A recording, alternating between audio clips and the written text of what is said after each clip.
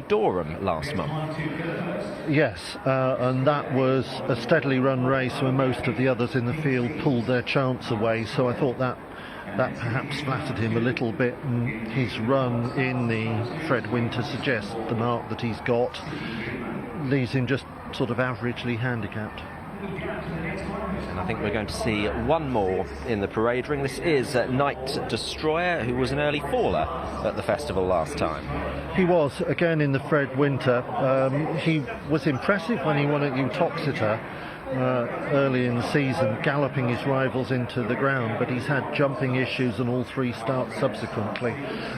Admittedly, a couple of times in races that were quite tough for him. You'll see Night Destroyer around about 11-2 at double figure odds. And again, I can only repeat what Mark has said. We apologise for the lack of betting information on screen at the moment. Internet problems, unfortunately, but we are working as best we can on that. 11-1 or thereabouts. Shine Baby Shine. I should think you're probably not quite so enamoured, but I was impressed with her when she won at Catterick, beating a decent mare, and very convincingly as well.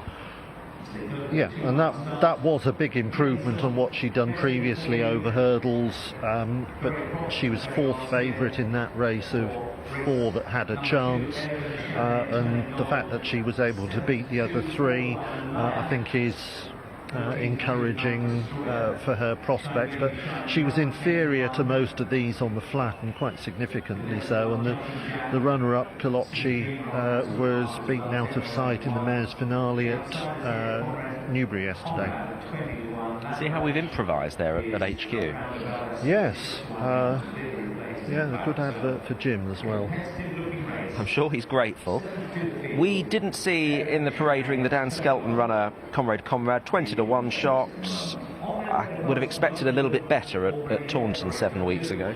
Well, it was a race where they pottered round, and Unison, who won the race, and the David Pipels, whose name escapes me, who finished second, they dictated the race, and they kicked on that turn after 3 out, and Comrade Conrad wasn't in a good position.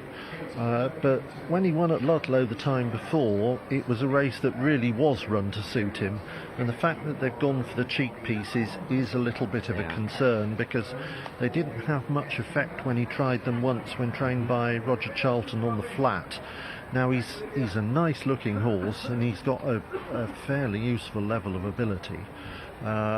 Whether after a break he's going to take his hurdles form forward, we'll find out, but he seems to be friendless in the market at the moment. We must talk about City Dreamer, the Casamento, trained by Alan King, who did win 2 races within a week at Plumpton and Market Raisin back in September. We've also mentioned he's finished second to Malaya. He's also finished second, 10 lengths, to We Have a Dream in the summit at Doncaster not long before Christmas. We have, though, that We Have a Dream, that run looks his best run, really, and he's run his best race on the flat subsequently. Whether the Doncaster run was due to the less testing ground or just natural development, I'm not sure, but if he does cope with the ground, then he's certainly overpriced in relation to Malaya, I think. I'd agree with that, given that he hasn't had a hard race at Cheltenham. He'd have had no problem getting in there should they have wanted to do so, and it might well be that this has been a target since his last run. It might well be, and it might be that they were hoping they'd get better ground, but I suppose there's a few trainers thinking that sort of thing. Either of Chris Gordon's shown enough, Jumping Jack or Lad of Ash? Well, he's odd, Jumping Jack, because he's won 3 races on the flat, but he keeps finishing second over hurdles, so it's a bit of a puzzle as to why he hasn't managed to get his head in front yet. Looks as though Eragon de Chanay is going to make the running under Joshua Moore. Yes, which suggests they might not be going that stronger gallop, because he tracked the pace at Sandown and he was more patiently ridden last time. I was sort of expecting Night Destroyer to make the running, but it looks like they're changing tactics with him. He is going to be clear favourite as well, Aragon de Chanay. Perhaps these pictures at the start, an uncontested lead looking a certainty, might have played their part in that. They are approaching the tape, and the starter is ready, and so is John Hunt for our first 40,000 race of the day. Thank you, David. Walking into line now. Starting this race on the home turn. 8 to jump. They come walking forward. And the tapes have gone back and they're off and racing. And with the lead all to himself early on is Aragon de Chanay and Joshua Moore, who is the only one anywhere near content to set their pace. Malaya will take off in second place, just jumping out to the right slightly. Out to the left, more significantly there, was Turning Gold, ahead of Comrade Conrad and also Shine Baby Shine, with Lad of Ash just in behind those, and City Dreamer. Night Destroyer well and truly held up today as they take flight number 2, and Night Destroyer has just the one behind, that one being Jumping Jack, as they're stretched out here 12 lengths, maybe a touch more. First to last, it is Aragon de Chanay who is the clear leader. Aragon de Chanay leading up. Malaya in second place is 3 lengths adrift as the leader just puts the brakes on now around the first of their turns. Turning Gold is next. Shine Baby Shine on the inside is followed by Comrade Conrad, and on the outer of that one, Lad of Ash. Night Destroyer, who was very prominent when taking a tumble at Cheltenham a week and a half ago, held up today. Night Destroyer. It's alongside City Dreamer as they come towards the third. Good jump from Aragon de Chanay. The back marker still is Jumping Jack, and Aragon de Chanay has again just accelerated a little bit to go 5 lengths clear of Malaya as they head downhill towards the fourth flight. Aragon de Chanay from Malaya and Turning Gold on the wide outside. They were followed over that by Shine Baby Shine. Comrade Conrad in 5th place, just a smidgen ahead of Lad of Ash. And then City Dreamer held up with Night Destroyer, and still Jumping Jack is the back marker, and on they head then to the bottom turn. And now at halfway, the leader, Aragon de Chanay. So 4 safely jumped, another 4 to take in this Sport Relief GBR Billion Steps Challenge Juvenile Handicap Hurdle Race. Aragon de Chanay and Joshua Moore 2 lengths clear. Malaya in second place. Turning Gold sits in third.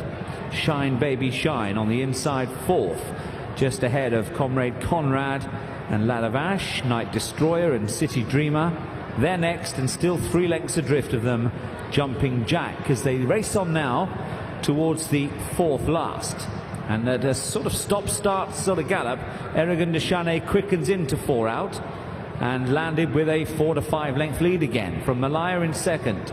Turning Gold is in third place at the third last now, a long run to 2 out. 4th place for Comrade Conrad, and then Shine Baby Shine, who is driven along with Lad of Ash. Night Destroyer's got outpaced here, and City Dreamer's got a fair bit on from there to close. Jumping Jack is still at the back, although Lad of Ash now threatening to join him. So turning for home, Aragon de Chanay leads up. Malaya now 2 lengths away and starting now to think about delivering a challenge. Turning Gold is 4 lengths further back in third place together with Comrade Conrad. Between the two of those, City Dreamer threatening to improve, and Night Destroyer getting its second wind as well. But have the front two got away? There, a bad mistake. City Dreamer at the second last surely put paid to his chance. Malaya and Aragon de Chanay, they are clear as they come now down towards the final flight. Malaya this side. Malaya from Aragon de Chanay. Malaya jumped it well. That was the last. They're 7 or 8 lengths clear of Comrade Conrad, and from the back, Jumping Jack is finishing off quite well. Malaya has the measure of Aragon de Chanay now as they come up towards the winning line. Malaya for Paul Nichols and Sam Twiston Davis. Malaya carries the big weight to victory, beats Aragon de Chanay and Comrade Conrad. Then in 4th place, Jumping Jack, and they were clear of Night Destroyer and City Dreamer.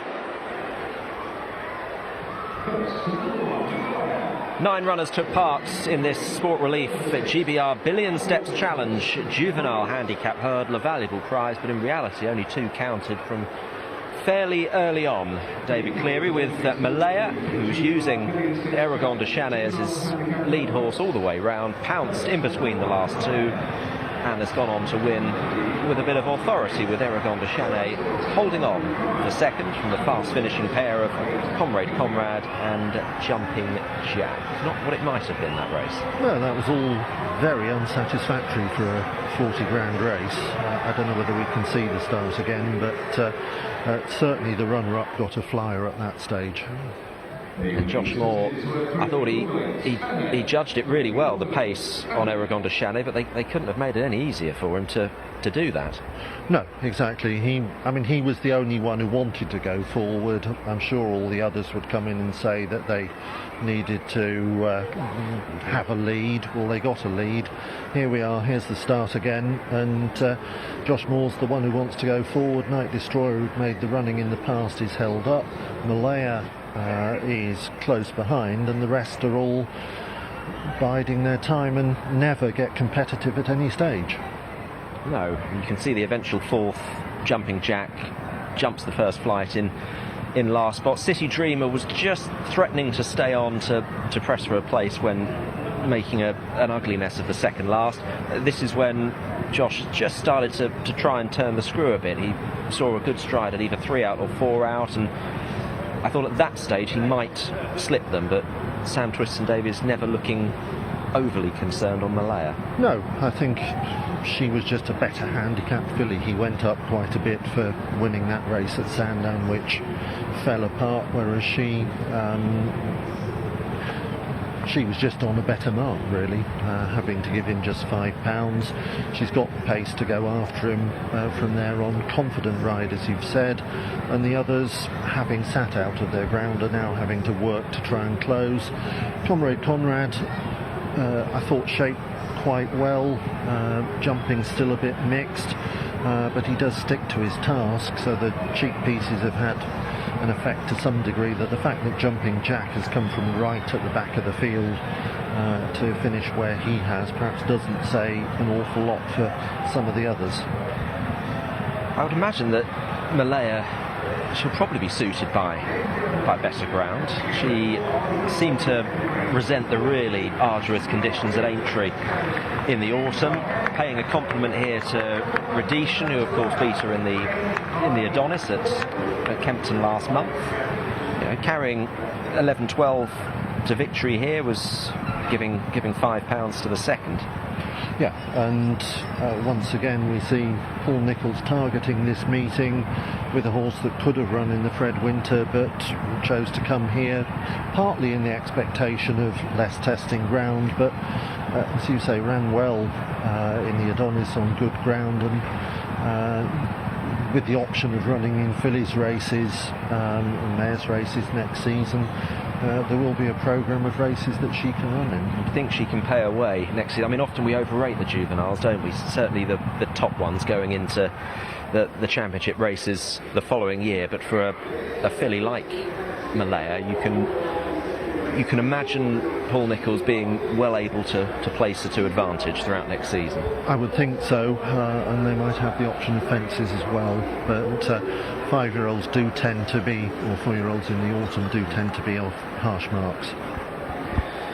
She's carried top weight to victory here off a mark of 134. Paul Nicholls' first winner of the afternoon, and at least half a chance that it won't be the last. Sam Twiston-Davies wins on Malaya.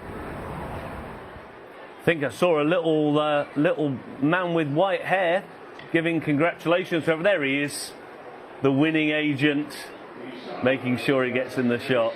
Claude Charlet, who buys a lot of the horses for the Delahaye from France, and that was one of his purchases. Malaya wins at 7-2. Second number 3, Aragon de Chanay, the 5-2 favourite, and third number 6, Comrade Conrad at 16-1, and all 9 ran.